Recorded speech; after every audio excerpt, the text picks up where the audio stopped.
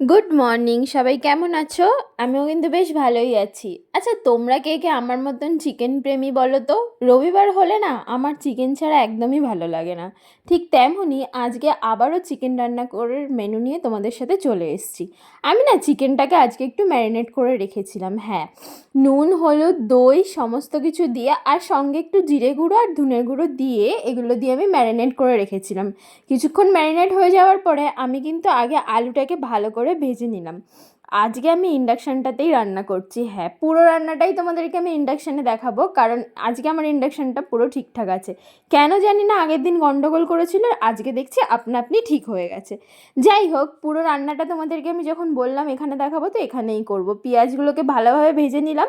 তার আগে কিন্তু আমি আলুটাকে ভেজে তুলে নিয়েছি, আর পেঁয়াজগুলো ভাজা হয়ে গেলে আমি এর মধ্যে দিয়ে দেবো মশলাটা।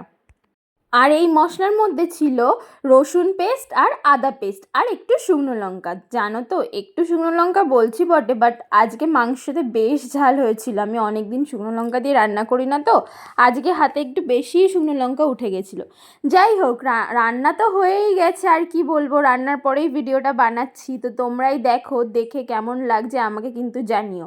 এই যে আমার চিকেনটা প্রায় এখানে কষানো হয়েই গেছে, আমি এখন ঢেকে দিয়ে বাকি কাজগুলো করে নিচ্ছি। যেমন ধরো, কিছু মশলা নিয়ে এসেছিলো আজকে, সেগুলোকে সব কৌটোতে সাজিয়ে নিয়েছি, আর দেখো এখানে রেডি হয়ে গেছে, সার্ভ করেছি বিরিয়ানির সাথে।